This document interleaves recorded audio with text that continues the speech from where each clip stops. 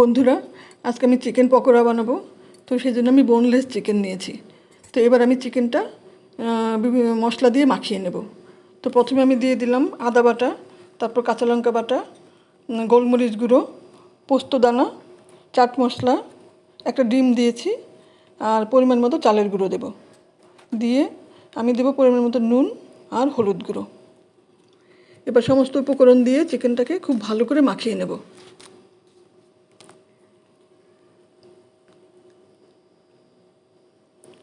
মাখিয়ে নিয়েছি। এবার আমি অল্প একটু বেকিং পাউডার দিলাম আর অল্প একটু সর্ষের তেল দিয়ে আবার ভালো করে মাখাবো।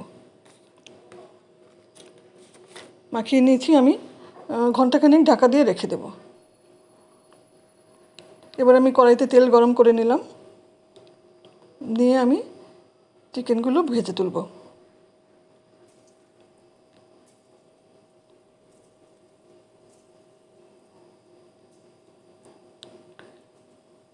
একটু কড়া করেই ভাজবো।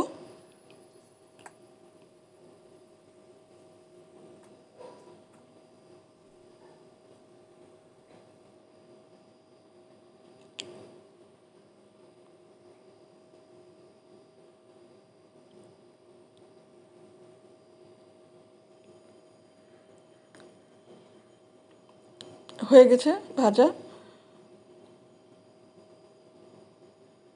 এবার আমি তুলে নেব।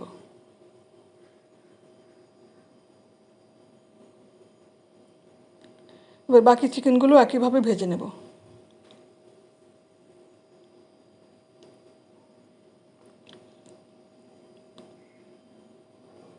তুলে নিলাম।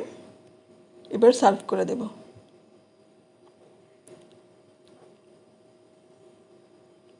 সন্ধ্যাবেলায় চায়ের সঙ্গে খুব ভালো খেতে।